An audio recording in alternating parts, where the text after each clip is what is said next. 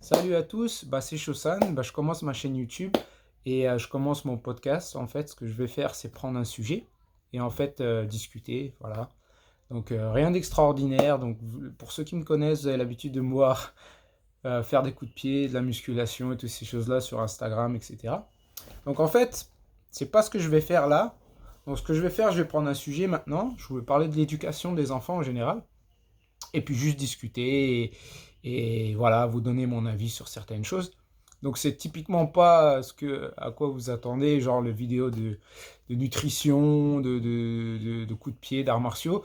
Pas pour le moment. Donc je préfère juste faire des sujets de culture générale, des sujets de vie en général, et juste parler dessus. Donc voilà, je voulais commencer en fait cette première série de vidéos en parlant de l'éducation en général, donc ce que je fais avec mon fils et le point de vue que j'ai de mon expérience de vie.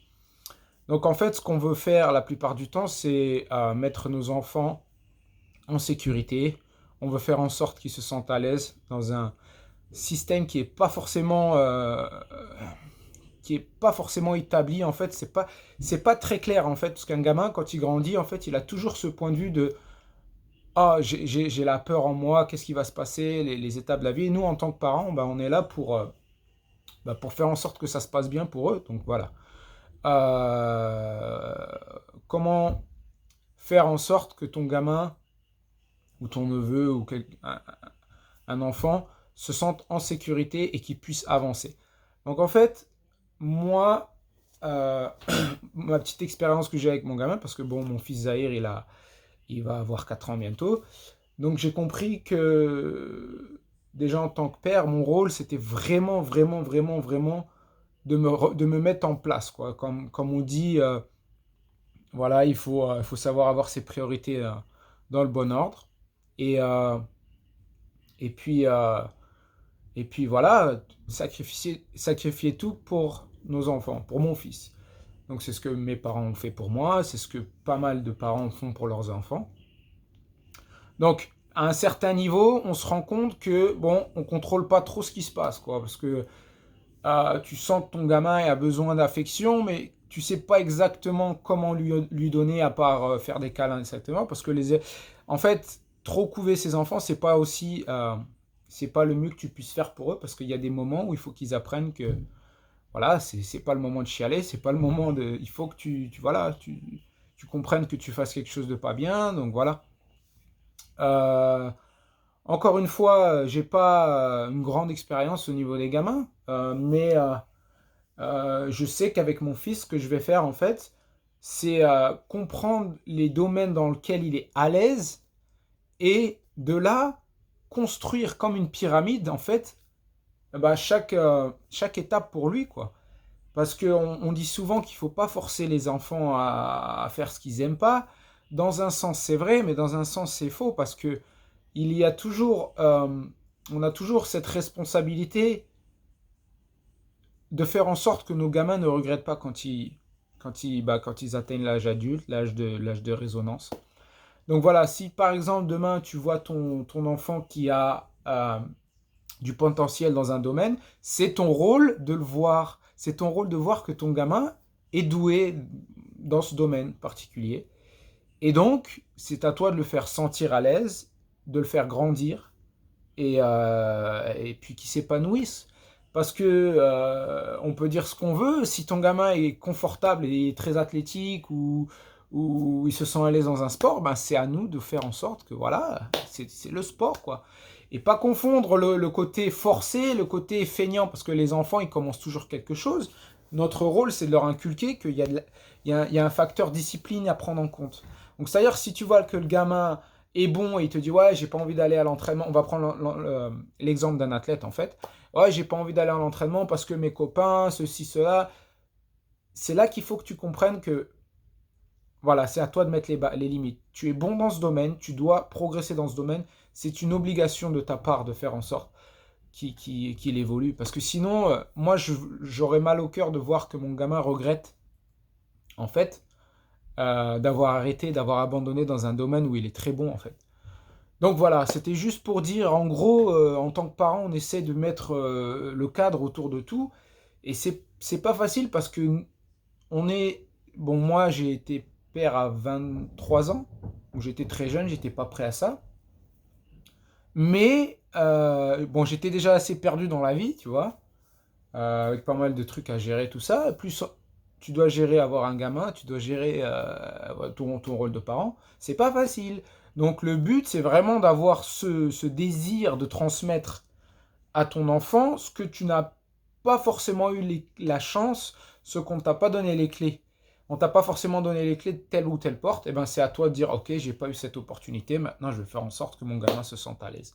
Donc voilà, pour les parents en général, le but c'est vraiment de donner de l'amour, d'être là, quoi, d'être là. Le but c'est d'être là le plus possible en fait. Et c'est pas juste être à côté physiquement présent en fait. Le but c'est d'être là mentalement, que ton gamin sente qu'il s'épanouisse dans tous les cadres de vie voilà, dans tout, quoi. Quand il est en train de manger, il faut qu'il sente que voilà, il est avec son père, il est en train de manger. C'est pas juste, il est là, t'es là sur le canapé, t'attends qu'il finisse et tu débarrasses l'assiette et vas-y, fais autre chose. Le but, c'est vraiment de se mettre à leur place et de se dire, je suis en train de donner de la bouffe à un enfant, quoi. Je suis en train de nourrir quelqu'un, quoi. Donc c'est cette responsabilité que j'apprends encore au quotidien. Et je suis très fier de pouvoir me regarder dans le miroir et me dire que voilà, je fais de mon mieux, quoi. Après, chacun a sa notion de fierté ou de comment ils se sentent à l'aise avec leur gamin, mais moi, je me sens très à l'aise en tant que père. Et puis voilà, en général, il y a des moments où c'est vrai que je pourrais gérer les choses mieux que ce que je fais. Il faut aussi pardonner un peu mon français, hein. J'ai pas envie de faire l'anglophone 100%, mais je parle pas très souvent français, donc il faut aussi me comprendre. Donc j'essaye pas trop de jouer le mec qui a perdu sa langue maternelle, mais croyez-moi qu'à un certain niveau, ça fait 7 ans que je suis aux États-Unis bientôt, et il y a un moment où tu commences à vraiment ne plus penser en français. Et c'est vrai, parce que les gens me le disent que voilà, des fois quand je parle en français, c'est pas très clair. Pourquoi? Parce que voilà, je travaille, le boulot avec ma femme, enfin, ma fiancée. Euh, c'est pas très facile, donc il faut aussi me comprendre. Donc je démarre ce podcast et pour une première vidéo, parler de la paternité, c'est très important à mes yeux, parce que c'est mon premier rôle, hein. Là, ma fonction sur Terre, c'est être père. Donc c'est vrai, oui, il y a le rêve de telle ou telle chose, accomplir les objectifs, mais tout ça, j'ai réussi à mettre cette fierté, cet ego que j'avais de vouloir réussir à tout prix et que le rôle de père prend le dessus. Donc voilà, c'est ma priorité. Ça ne veut pas dire que tu abandonnes ça, ça veut juste dire que t'as mis l'accent sur ce rôle de père. Et puis voilà, je souhaite à tout le monde de connaître l'épanouissement que je connais au quotidien grâce à ça, grâce à être père.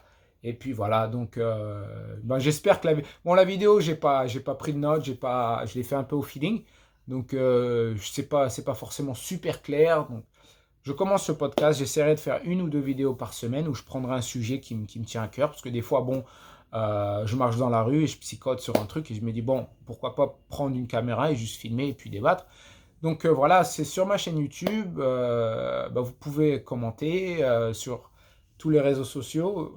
Parce que je suis très actif en général. Donc sur Snapchat, Instagram, Facebook. Vous m'envoyez vos questions, vos recommandations. Et puis un abonné en plus, ça me fait super plaisir. Donc on essaye d'être ensemble et puis voilà. Donc je vous souhaite à tous une très bonne journée ou une très bonne soirée et puis restez positifs et à très bientôt pour une prochaine vidéo. Merci.